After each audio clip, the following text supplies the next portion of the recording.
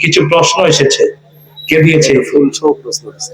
ও মাশাআল্লাহ, আমার যে ভাইয়া ফুল দিয়েছেন আমি ফুলটাকে রিসিভ করে নিলাম।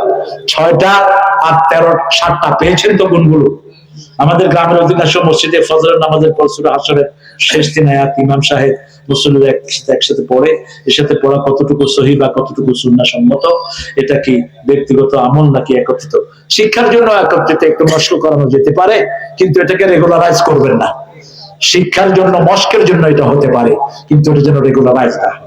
এগুলো ব্যক্তিগত আমলে থাকবে। আমাদের গ্রামের মানুষ মারা গেলে মিলাদ দেওয়া হয়, একটা কতটুকু সুন্নাহ, এটা সুন্নাহ সম্পূর্ণ খেলা। মিলাদ মানে জন্মদিন। তো রাসূল কি প্রত্যেকদিন, মানুষ মারা গেলে রাসূলের জন্ম হয় নাকি? হ্যাঁ, আপনারা 12টা কাজ করবেন। কয়টা? 12টা কাজ। প্রথম কাজ, কেউ যখন মারা যাবে নিকট আত্মীয়দেরকে খাওয়াবেন, নিকট আত্মীয়দেরকে পয়সা দিবেন। খুশি হবেন কে? আল্লাহ খুশি হবেন। নাহারুন আজরাহু, একটা নদী, একটা টিউবওয়েল তার জন্য গড়ে দিবেন। যত মানুষ পানি খাবে সে সোয়াব পেতে থাকবে। একটা রাস্তা বানিয়ে দিবেন, যত মানুষ চলবে সোয়াব পেতে থাকবে। একটা গাছ রোপণ করে দিবেন, সোয়াব পেতে থাকবে। তার আত্মীয় স্বজনের খোঁজ খবর নেবেন। এরকম 12টা কাজ আল্লাহ রাসূল দিয়ে গেছেন আমাদের জন্য। আমাদের গ্রামের মসজিদে ফজর নামাজের পর সালাম ফেরানোর পরে ইমাম সাহেব ও মুসল্লিরা একসাথে হাত তুলে মোনাজাত করে। এটা কতটুকু সুন্নাহ সম্মত? দোয়া চাইলে করা যায়, কিন্তু সালাম ফিরানোর পরেই সূরা নিসার 103 নম্বর আয়াত, কত নাম্বার? জোরে বলেন। ইদা কুদিয়াতিস সালাত ফাযকুরুল্লাহ, যখন নামাজ শেষ হবে কাজ জিকির। কাজ জিকির, আল্লাহ জিকির, এটা যেন বাদ না যায়। আল্লাহ জিকির করবেন, তারপরে কোনো ভাই যদি দোয়া চায় সেই ভাইয়ের জন্য দোয়া করে দিবেন। কিন্তু জিকির ছাড়া মুনাজাত সালাম ফিরানোর পরে হাত তুলে দেয়া, এটা কোনদিন কোন নবী কোন সাহাবী করেন নাই। আগে জিকির করবেন, সালাম ফিরানোর পরে কমসে কম 5 বার পড়বেন আস্তাগফিরুল্লাহ আস্তাগফিরুল্লাহ আস্তাগফিরুল্লাহ। তারপরে বলবেন আল্লাহুম্মা আনতাস সালাম ওয়া মিনকাস সালাম তাবারাকতা ওয়া তাআলাকা ইয়া যাল জালালি ওয়াল ইকরাম। তারপরে বলবেন আল্লাহুম্মা আইন্নি আলা যিকরিকা ওয়া শুকরিকা ওয়া হুসনি ইবাদাতিক। তারপরে বলবেন হাসবুনাল্লাহু ওয়া নি'মাল ওয়াকিল নি'মাল মাওলা ওয়া নি'মান নাসির রাদিতু বিল্লাহি রাব্বা। এরকম 21টা তাসবিহ করতেন রাহমাতাল লিল। আমরা এগুলো শিখে নেব ইনশাআল্লাহ। ঈদের নামাজ ও জানাজার নামাজের নিয়ত মুখে পড়া কতটুকু সুন্নাহ? আপনারা যে মাহফিলে আসছেন, কয়জন মুখে মুখে বলছেন আমি উত্তর দিক থেকে পশ্চিম দিকে হইয়া হুজুরের মাহফিলে যাইতেছি, কিবলা মুখে হইয়া আল্লাহু আকবার? মনে রাখবেন, নিয়তটা হলো ইন্টেনশন অফ ইউর হার্ট। হৃদয়ের ইচ্ছার নাম কি? নিয়ত। হৃদয়ের ইচ্ছার নাম কি? নিয়ত। যখন ওযু করতে বসেন নিয়তের দরকার আছে? ওযু তো করে ফেলতেছেন। নিয়ত হলো অন্তরের ইচ্ছা। আপনি যখন অন্তরের ইচ্ছা করবেন, যখন জোহর ওযু করতেছেন নিয়ত সেখানে হয়ে গেছে। এইভাবে বারবিলি যে নিয়তগুলো আমরা করি, এগুলো কোনো হাদিসে বর্ণনায় পাওয়া যায় না।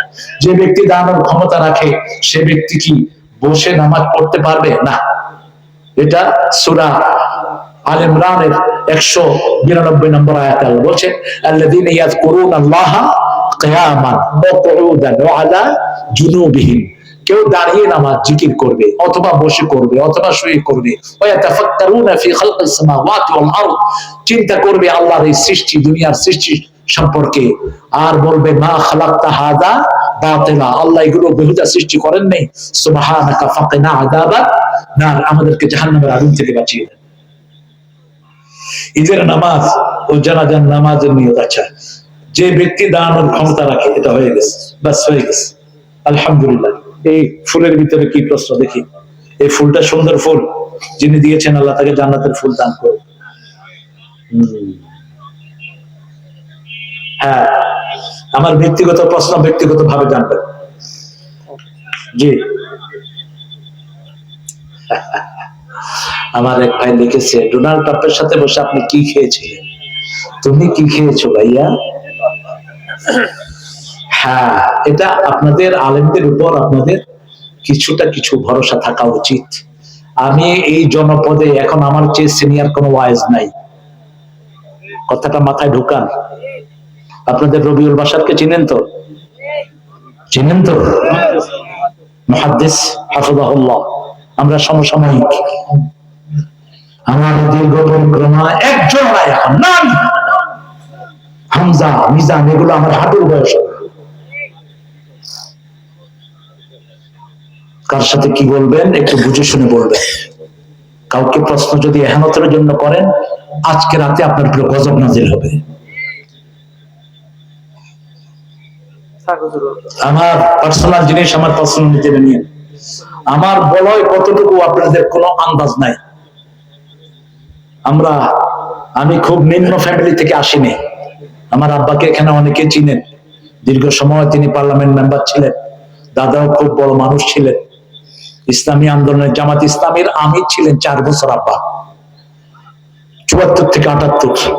এই আপনাদের এখনকার যিনি ডাক্তার শফিক, আপনার হাতের কর্মী, নিজামী, মুজাহিদ, কামারুজ্জামান, গাফরাহুল্লাহ, সবাই আব্বার হাতের কর্মী ছিলেন, মকবুল আহমদ হাফিজাহুল্লাহ। সেই জন্য ব্যাকগ্রাউন্ড দেখবেন। আমরা কোরআনকে নিয়ে চলি, আল্লাহ যেন আমাদের জীবনে গুনাহগুলো মাফ করে দেয়। আমরা প্রত্যেকের জন্য দোয়া করব। আমাদের ভুল থাকতে পারে, ভুলের উপরে কোনো মানুষ হতে পারে না। প্রত্যেক মানুষের ভুল আছে না নাই? আদম আলাইহিস সালাম কোথায় গিয়েছিলেন বলেন তো? যে গাছের কাছে যেতে নিষেধ করেছেন, সেই গাছের কাছে কে গিয়েছেন? আদম আলাইহিস সালাম গিয়েছেন। কিন্তু ওনাকে গুনাহ মাফের দোয়া শিখিয়েছেন কে? আল্লাহ শিখিয়েছেন। আমাদের আমানুল্লাহ ভাই দাদা দাদির নিয়ে